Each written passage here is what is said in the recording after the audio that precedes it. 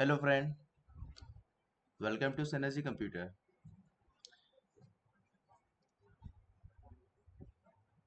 पुनः स्वागत है आपका आज के इस टॉपिक में।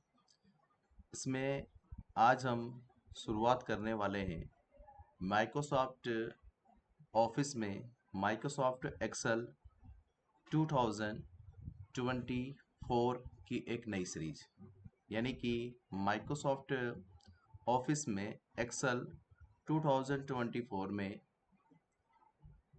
हम एक्सेल की एक नई सीरीज आपके लिए लेकर आ रहे हैं, जिसमें एक्सेल के नए एडवांस फीचर एवं इस नए वर्जन से के जो भी एडवांस फीचर एमएस ऑफिस ने अपडेट्स किए हैं उनके साथ हम इस नई सीरीज को पुनः एक बार बना रहे हैं। इसके पहले भी हम एमएस एक्सेल पर हमारी सीरीज बना चुके हैं, लेकिन इस नए वर्जन से में जो भी नए फीचर्स ऐड किए गए हैं, इन सभी नए फीचर्स के साथ हम इस नई सीरीज को वापस से अपडेट करने वाले हैं। पुनः एक बार आपका वेलकम करते हुए हम चलते हैं माइक्रोसॉफ्ट ऑफिस में एक्सेल की तरफ। देखिए, फर्स्ट क्वेश्चन हमारा होता है कि एक्सेल क्या है, एक्सेल किन कामों के लिए जाना जाता है, एक्सेल का क्या उपयोग है और मार्केट के अंदर एक्सेल की इतनी आवश्यकताएं क्यों हैं, क्यों इतना एक्सेल का डिमांडेशन है। देखिए, यदि हम एक्सेल के बारे में बात करें, एक्सेल के बारे में ये सब चीज़ जानना चाहते हैं, तो एक्सेल एक calculation and data management software है, जिसकी विंडो में हम फास्ट डेटा मैनेजमेंट वर्क कर सकते हैं। एक्सेल में हम डेटा को फिल्टरिंग कर सकते हैं। एक्सेल में हम डेटा के ऊपर कई प्रकार की अच्छी कंडीशंस लगा सकते हैं, डेटा को वैलिडेशन कर सकते हैं और साथ ही एक्सेल में हम डेटा फॉर्मूला यूजिंग भी कर सकते हैं, जिससे कि डेटा के अंदर हम कई प्रकार की अच्छी अच्छी कंडीशंस एवं डेटा के अंदर हम कई प्रकार को फास्ट मैकेनिज्म हम एक्सेल की विंडो में प्राप्त करते हैं। डेटा को अरेंज कर सकते हैं और साथ ही हम माइक्रोसॉफ्ट एक्सेल के अंदर, जो कि एक्सेल का एक एडवांस वर्क है, उसके अंतर्गत हम एक्सेल में पीसी बेस एप्लीकेशन भी डेवलप कर सकते हैं। देखिए, पीसी बेस एप्लीकेशन क्या होता है। एक समय था जब एक्सेल को सिर्फ जाना जाता था एक डेटा एंट्री सॉफ्टवेयर के रूप में। एक्सेल के बारे में कहा जाता था कि एक्सेल एक डेटा एंट्री सॉफ्टवेयर है, लेकिन आज एक्सेल एडवांस हो चुका है, क्योंकि कुछ समय पहले एक्सेल में सिर्फ कुछ 27-28 फॉर्मूले ही हुआ करते थे एक्सेल की विंडो के अंदर। लेकिन आज यदि हम एक्सेल की बात करें, एक्सेल 2024 की बात करें, तो आज के समय में एक्सेल में 700 प्लस फॉर्मूले एक्सेल की विंडो में अपडेट किए गए हैं और साथ ही एक्सेल के अंदर वीबी प्लेटफॉर्म के फीचर्स, वीबी प्लेटफॉर्म को अपडेट किया गया है, जैसे कि मैक्रोस एक वीबी ए है, यानी कि विजुअल बेसिक एप्लीकेशन है, के फीचर्स हमें एक्सेल के अंदर दिखाई देते हैं, जिससे कि हम एक वेल मैनेजमेंट एप्लीकेशन एक्सेल की विंडो में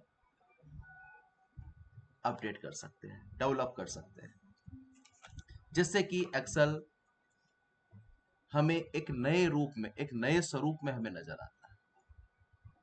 क्योंकि इस तरह के कामों को करने के लिए पहले एक्सेल में इतनी सुविधाएं नहीं हुआ करती थी, लेकिन आज एक्सेल के अंदर, एक्सेल के प्लेटफॉर्म पे ये सारी सुविधाएं अवेलेबल है, जिससे कि हम एक काफी अच्छा एक वेल एप्लीकेशन डेवलप कर सकते हैं।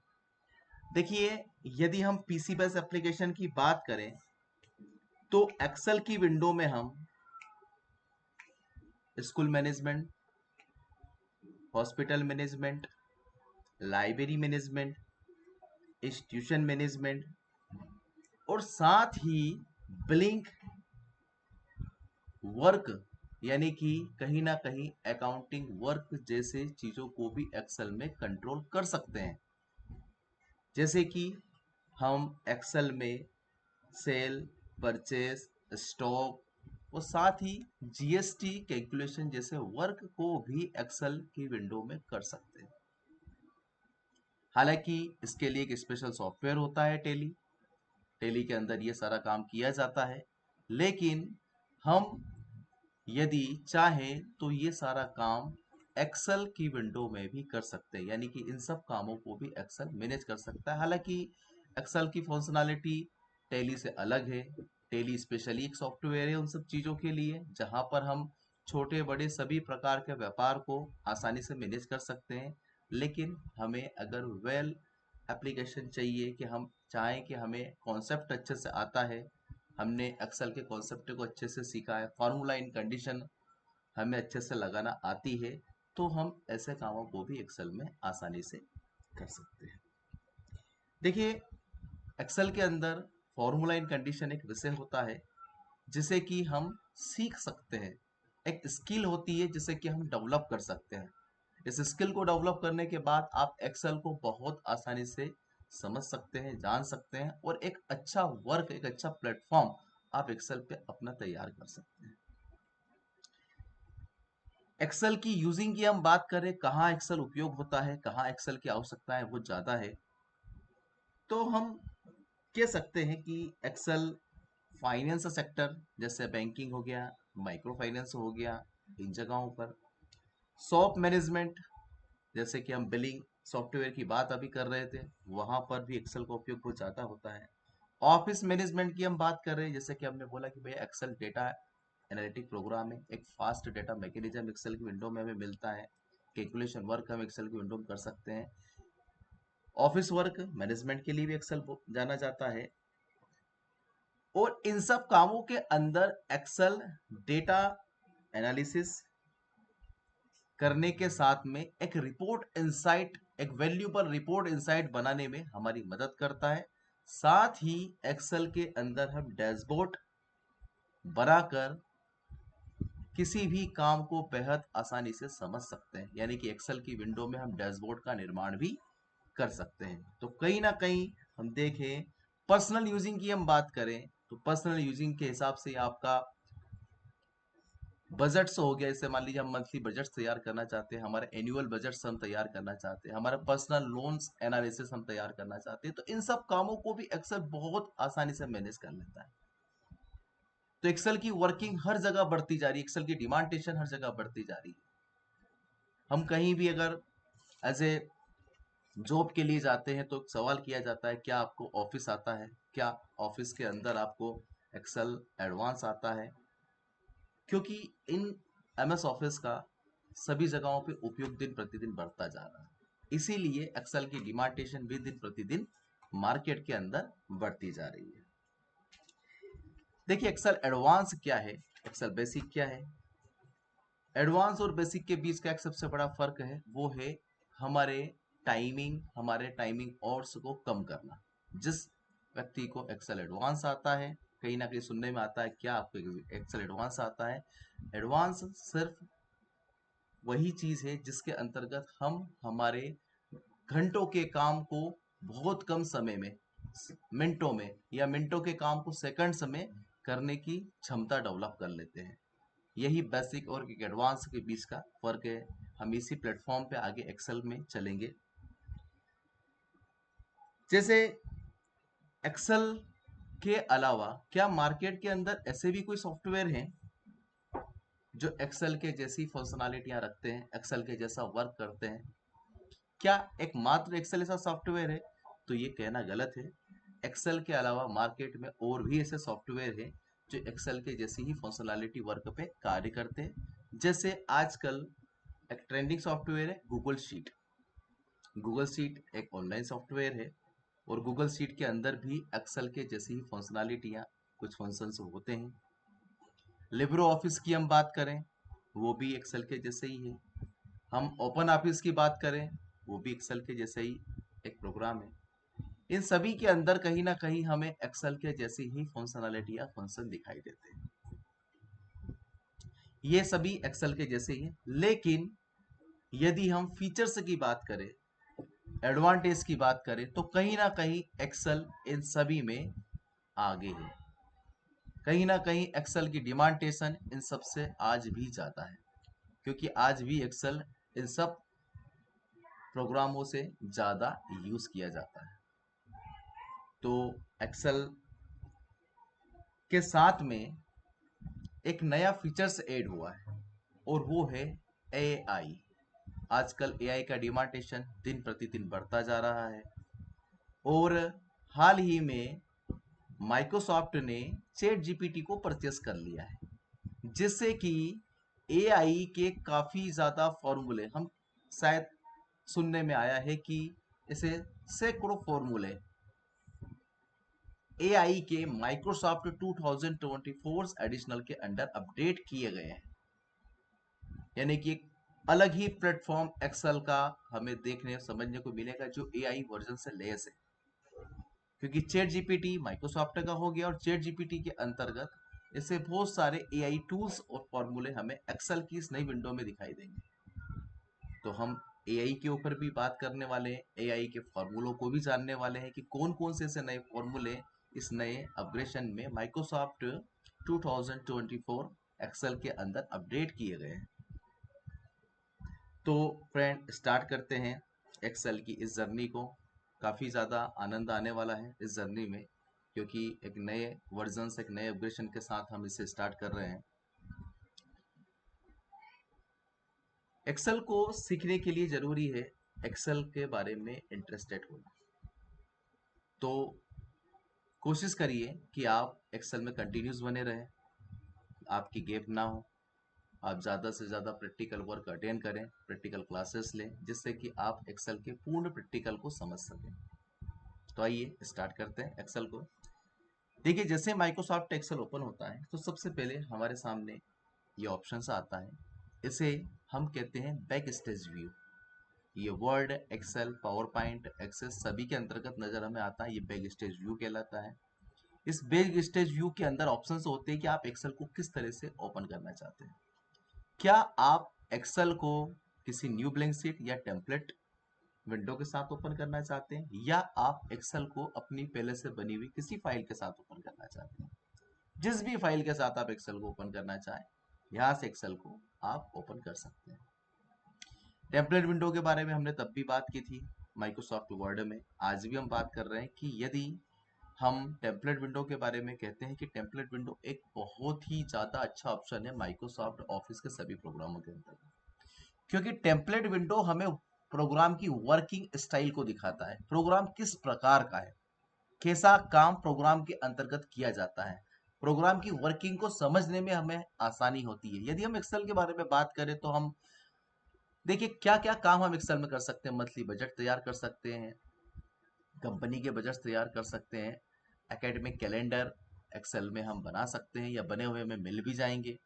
और भी कई तरह के काम एक्सेल में हम कर सकते हैं। बिजनेस इनवाइसेस तैयार कर सकते हैं, बैलेंस शीट, जैसे कि हम बात कर रहे हैं कि एक्सेल एक बिलिंग सॉफ्टवेयर के रूप में भी वर्क कर सकता है। तो देखो, बैलेंस शीट का ऑप्शन भी एक्सेल के अंदर हमें मिलता है।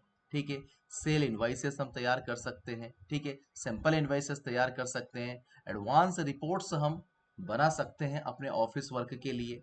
तो कहीं ना कहीं एक्सेल एक बहुत बड़ा प्लेटफॉर्म है, एक बहुत बड़ा हब है, जिसके अंदर हम काफी सारा वर्क अलग अलग कैटेगरीज के लिए कर सकते हैं। और ये दिखाता है टेम्पलेट विंडो के अंतर्गत कि एक्सेल का प्लेटफॉर्म कितना बड़ा है। इसीलिए एक्सेल की डिमांडेशन, एक्सेल की आवश्यकताएं दिन प्रतिदिन बढ़ती जा रही है।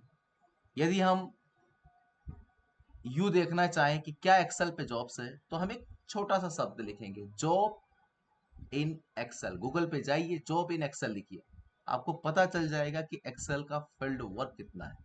कितनी सारी जॉब्स आज मार्केट के अंदर एक्सेल में अवेलेबल है। आप देखेंगे तो आपको मिलेगा कि एक्सेल में भरमार है जॉब्स की, कई कमियां नहीं है। हमें एक अच्छा स्किल एक्सेल में डेवलप करना पड़ेगा, हमें इंटरेस्ट के साथ एक्सेल को सीखना पड़ेगा। आप मानिए कि आपका फ्यूचर एक्सेल के साथ ब्राइट है। इस चीज को आप कंफर्म समझिए। सिर्फ हमें एक्सेल के अंतर्गत एक इंटरेस्टिंग स्टूडेंट की तरह, एक इंटरेस्टिंग वर्क की तरह हमें कार्य करना है। और एक्सेल के अंदर हम देखेंगे आगे जाके कि आप काफ़ी कुछ एक्सेल को अनुभव कर सकते हैं, समझ सकते हैं और एक्सेल में एक बहुत अच्छा काम भी कर सकते हैं। तो स्टार्ट करते हैं एक्सेल को इस ब्लैंक शीट के साथ में। यहाँ पे हम क्लिक करेंगे। देखिए जैसे एक्सेल स्टार्ट होता है, सबसे पहले हमारे सामने यहाँ पर ये इंटरफेस नजर आते हैं। इसे हम कहते हैं प्रोग्राम स्ट्रक्चर। किसी भी प्रोग्राम को समझने से पहले प्रोग्राम की स्ट्रक्चर का नॉलेज हमें होना बहुत जरूरी है। किसी भी प्रोग्राम स्ट्रक्चर की हम बात करें तो सबसे पहले हर एक प्रोग्राम के अंदर ऊपर एक बार होता है जिसे टाइटल बार का नाम दिया जाता है। टाइटल बार के अंदर कुछ मुख्य चीजें होती हैं जो प्रोग्राम को रिप्रेजेंट करती है, जैसे कि एमएस ऑफिस के अधिकांश प्रोग्राम में टाइटल बार में ऊपर की side customise ribbon toolbar हमें नजर आता है। ये कस्टमाइज क्या होता है, देखिए इसके अंदर किसी भी कमांड को हम हमारी जरूरत के अनुसार ऐड कर सकते हैं। जैसे न्यू हमें चाहिए, हमने क्लिक किया, न्यू यहाँ पे ऐड हो गया। हमें नहीं चाहिए, हम इसे अनचेक करेंगे, हट जाएगा। इससे कस्टमाइज कहा जाता है कि आप अपनी जरूरत के अनुसार किसी भी कमांड को ऐड करें या जोड़ें ताकि हम उन्हें फास्टली एक्सेस कर सकें। कोई भी हमें चीज चाहिए, अंडू चाहिए, हम यहाँ पे क्लिक करेंगे, हम फटाक से अंडू कर सकते हैं। रीडू चाहिए, हम रीडू कर सकते हैं। साथ ही हमें नजर आता है आपके द्वारा बनाई गई बुक और प्रोग्राम का नेम, यानी कि जिस बुक में आप काम कर रहे हैं वो बुक प्लस आपके प्रोग्राम का नेम आपको यहाँ पे दिखाई देता है। साथ ही यहाँ पे सर्च ऑप्शन अवेलेबल होता है। ये सर्च ऑप्शन क्या है, देखिए बहुत प्यारा ऑप्शन है। आप इसे कई तरीके से यूज कर सकते हैं। क्या कहता है ये, आप इसमें किसी भी action, text, help and then more और भी चीजों को यहाँ सर्च कर सकते हैं। यानी कि एक्सेल की कमांड्स, एक्सेल में बनाई गई आपके द्वारा कोई फाइल्स और एक्सेल के हेल्प भी हम यहीं खड़े होकर आसानी से एक्सेल से मांग सकते हैं। बहुत अच्छा ऑप्शन है। जैसे मान लीजिए कि हमने लिखा 3D मैप। देखिए जैसे हम 3D मैप लिखते हैं तो हम देख पाते हैं कि ये एक कमांड है एक्सेल के अंदर। हम देख पाते हैं कि 3D मैप के नाम से हमने कोई फाइल भी पहले बनाया है क्या। ठीक है, हम इसे यहाँ पे लिखते हैं तो आप देख पाएंगे कि यहाँ पे 3D मैप ये फाइल्स है, ये बेसिक एक्शंस है, ठीक है, ये एक्शंस है। ये सारी चीज एक्सेल के अंदर अवेलेबल है। ठीक है, फाइंड इन, अब देखिए ये एक तरह का हेल्प भी है, find in worksheet 3D map. ठीक है, तो गेट हेल्प के साथ में, फाइल के साथ में, कमांड के साथ में पूरा एग्जीक्यूट होता है। बहुत प्यारा ऑप्शन है कि इसके अंदर आप जब भी किसी कमांड का नेम देंगे, सही नेम होना चाहिए, स्पेलिंग सही होना चाहिए, तो आपको हेल्प, आपकी फाइल्स और आपकी कमांड्स तीनों ही एक ही कैटेगरी के अंदर आपको नजर आ जाएंगे। बहुत प्यारा और बहुत यूजेबल ऑप्शन है। साथ ही अगर आपका माइक्रोसॉफ्ट अकाउंट बना है और आपने लॉगिन किया है तो यहाँ पे आपको लॉगिन आईडी के साथ में आपके माइक्रोसॉफ्ट अकाउंट का नेम आपको नजर आएगा। साथ ही minimise, maximise, close control button से जो प्रोग्राम को कंट्रोल करने में हमारी मदद करती है वो एक्सेल समय में नजर आती है। जस्ट नीचे हम आते हैं तो ये होता है मेन्यू बार। और माइक्रोसॉफ्ट ऑफिस के सभी लेटेस्ट प्रोग्राम या रिलीज के अंतर्गत हमें इस तरह के ही इंटरफेस नजर आते हैं मेन्यू के अंतर्गत। फाइल मेन्यू की हम बात करें, फाइल मेन्यू डाउन लिस्ट में ओपन होता है जिसमें प्रोग्राम की बेसिक कमांडों के साथ में हमें ये मेन्यू अवेलेबल होता है, जिसमें ओपन, सेव, इन्फो, एक्सपोर्ट वगैरह सारी कमांड हमें एज टाइम नजर आती है। साथ में हम बाकी के मेन्यू की बात करें, सभी मेन्यू को टैब बटन के साथ में यूज किया गया है। यानी कि हम किसी भी मेन्यू टैब पे क्लिक करते हैं तो उसमें रिबन डिस्प्लेड होते हैं और साथ ही उनके अंदर कैटेगरी वाइज कमांडों को यहाँ पे इंट्रोड्यूस किया गया है। यानी कि हर एक मेन्यू टैब के अंतर्गत रिबन ऑप्शन डिस्प्लेड होते हैं और इनके अंतर्गत एज अ कैटेगरी, जैसे कि हर एक मेन्यू का कैटेगरी होता है। यहाँ पे आप आ जाइए, जैसे क्लिपबोर्ड है, फॉन्ट है, ठीक है, अलाइनमेंट है, नंबर्स, ये कैटेगरीज है और इनके अंदर कमांड्स की एक समूह समूह दे रखे हैं। जस्ट नीचे की तरफ हम आते हैं तो यहाँ पर नजर आता है हमें फॉर्मूला और एड्रेस बार। फॉर्मूला और एड्रेस बार क्या होता है, देखिए जब इस सीट पे हम काम करते हैं, देखिए सीट क्या है, एक्सेल के अंदर जो कुछ भी हम काम करेंगे, जैसे वर्ड के अंदर डॉक्यूमेंट विंडो होता है, इसी प्रकार से एक्सेल के अंदर ये बुक होती है, इसे हम एक तरह का सीट कहते हैं। ये जो सीट होती है इसे वर्कशीट कहा जाता है। ये वर्कशीट ही हमारे काम को मैनेज करती है एक्सेल के अंदर। इस वर्कशीट पे ही हम हमारे सारे वर्क को मैनेज करेंगे, काम करेंगे। तो ये जो सीट होती है ये एक स्पेयर शीट होता है। क्या कहते हैं हम इसे, स्पेयर शीट है। स्पेयर शीट क्यों कहते हैं, क्योंकि ये रो और कॉलम में बटा हुआ रहता है। एक्सेल में यदि हम बात करें ABC के रूप में सीट के ऊपर कॉलम हेडिंग से होते हैं, और 1 2 3 के रूप में यानी कि रो हेडिंग से होते हैं, यानी कि खड़ी लाइन जितनी भी होती हैं ये हमारे कॉलम से कहलाते हैं, आड़ी लाइंस जितने भी होते हैं ये हमारे रो कहलाते हैं। रो और कॉलम से मिलकर जिस ब्रैकेट्स का निर्माण होता है जो कि ग्रीन कलर की पट्टी से ढका हुआ रहता है वो हमारा सेल कहलाता है। यानी कि जो ब्रैकेट्स यहाँ पे बनते हैं वो सेल कहलाते हैं, और जिस सेल पे ग्रीन कलर का पट्टी होता है वो हमारा एक्टिव सेल कहलाता है। क्या कहते हैं हम इसे? एक्टिव सेल, क्योंकि जहां पर ये हाईलाइट हो रहा है इसी के अंतर्गत आप आपका डेटा एंटर करने वाले हैं। ठीक है, तो एड्रेस बार हमें क्या दिखाता है? एड्रेस बार हमें दिखाता है कि आप वर्तमान में किस सेल पर खड़े हैं। तो देखिए H8 क्या होता है? H नंबर के कॉलम में 8 नंबर की रो पर हम खड़े हैं, यानी कि इसे हम कहेंगे H8। यह हमारा सेल एड्रेस फाइंड कर रहा है अभी। ठीक है, तो कोई भी सेल एड्रेस हमें एड्रेस बार से फाइंड हो जाता है कि अभी हम वर्तमान में किस सेल पर खड़े हैं, यानी कि I7 नंबर के कॉलम एंड देन 7 नंबर की रो पे हम एक्टिव हैं अभी। फॉर्मूला वर्क क्या होता है? देखिए, जैसा कि मैंने आपको बताया एक्सेल के अंदर 700 प्लस फार्मूले होते हैं, और वो सभी फार्मूले एक्सेल की इस विंडो पे वर्क करते हैं। लेकिन क्या ये कह देना सभी को 700 फार्मूले याद होते हैं? तो ये कह देना गलत है। व्यक्ति अपनी आवश्यकता, जरूरत और अपने काम की उपयोगिताओं के अनुसार इन फार्मूला का उपयोग करता है। कभी भी 700 फार्मूले किसी एक व्यक्ति द्वारा एग्जीक्यूट करना एक टफ विषय या फिर असंभव सा विषय लगता है। तो जिन जिन फार्मूलों को हम यूज करते हैं, जो फार्मूले हमारे काम आते हैं, वो संभवतः हमारी प्रैक्टिस में होते हैं, हम उन्हें सीखते हैं। तो जैसा हमारी आवश्यकता वैसा हम फार्मूला एक्सेल की विंडो में यूज करते हैं। फार्मूले की हम बात कर रहे हैं, सभी प्रकार के फार्मूले यहाँ पे होते हैं, एआई के फार्मूले भी होते हैं, और जो एक्सेल के अंदर ऑलरेडी है वो सारे फार्मूले यहाँ पर हमें नजर आते हैं। तो कभी भी कोई फार्मूला जब हम एक्सेल की इस शीट पर लगाते हैं तो वो हमें फार्मूला बार द्वारा एड्रेस किया जाता है कि आप वर्तमान में कौन सा फार्मूला आपने आपकी इस एक्टिव शीट पर ऐड कर रखा है वो हमें देखने में आता है। जैसे उदाहरण के लिए मैं एक एग्जांपल देता हूं आपको। हमने यहाँ पर इन सारी संख्याओं को सम किया, सम करने के बाद हम इन्हें यहाँ से ऐड करते हैं इस तरह से। ठीक है, यानी कि हम इन्हें यहाँ पे एज ए सम कर लेते हैं।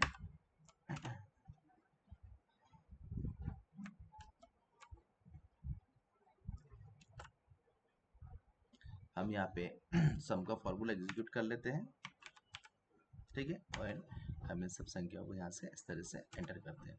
देखिए क्या हुआ, अभी हम देख रहे हैं कि हमारे लिए सभी एक संख्या है, ये भी एक संख्या है और ये भी एक संख्या है। हम देखकर कभी भी अंदाज नहीं लगा सकते कि ये यहाँ पर इनका टोटल भी किया गया है या इन सभी का टोटल नीचे की तरफ है।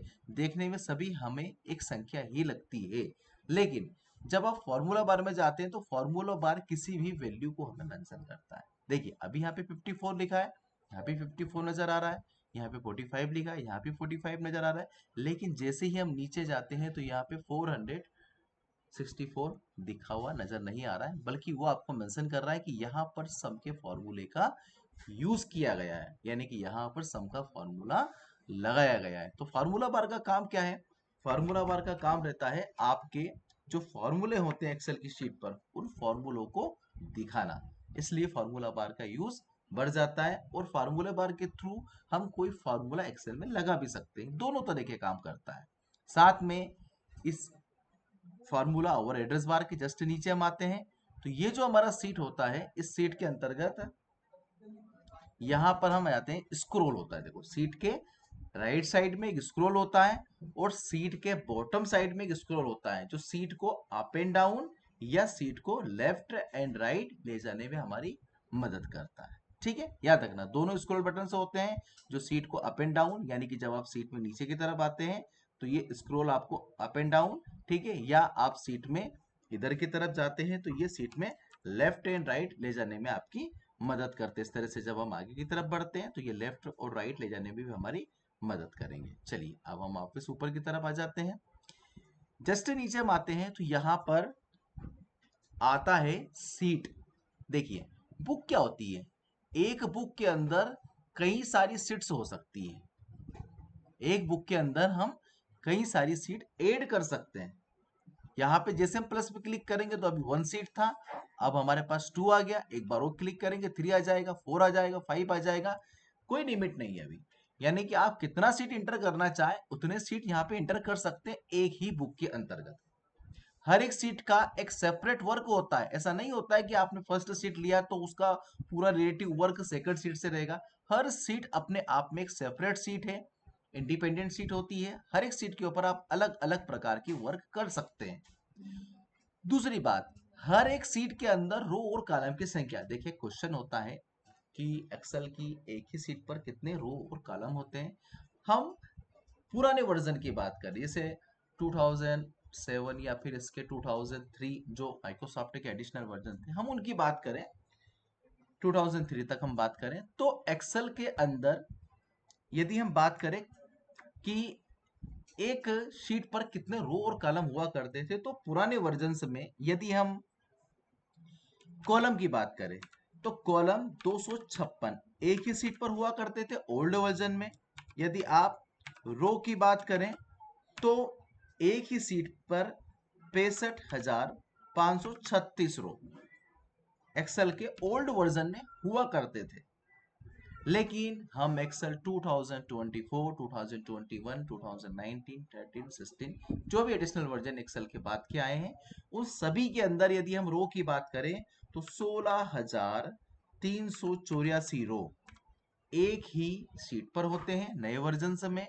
कॉलम की हम बात करें 10,48,576 रो, सॉरी माफ करना 45 हो गया, मैं इसे 48 कर देता हूं यहाँ पे, ठीक है। 43,576 रो एक ही सीट पर अवेलेबल है, यानी कि इतने सारे रो और कॉलम एक ही सीट पर। अब सोचने में आता है क्या इन सब इतने रो और कॉलम का यूजेस होते हैं। हम बैंक की बात करें, देखिए एसबीआई बैंक है, उसके पास लाखों कस्टमर्स होते हैं, और उन सब कस्टमर्स के इतने बड़े रिपोर्ट और डेटा को एनालिटिक करने के लिए, रखने के लिए हमें इतने रो और कॉलम्स की आवश्यकताएं होती हैं। तो इसलिए माइक्रोसॉफ्ट ने अपने प्लेटफॉर्म को बड़ा करते हुए इतने सारे रो और कॉलम एक ही सीट पर दिए। पुरानी सीट पर इतने होते थे, पुराने वर्जन में इतने थे, और अब के वर्जन में इतने रो और कॉलम अवेलेबल है। आप चाहें तो देख सकते हैं।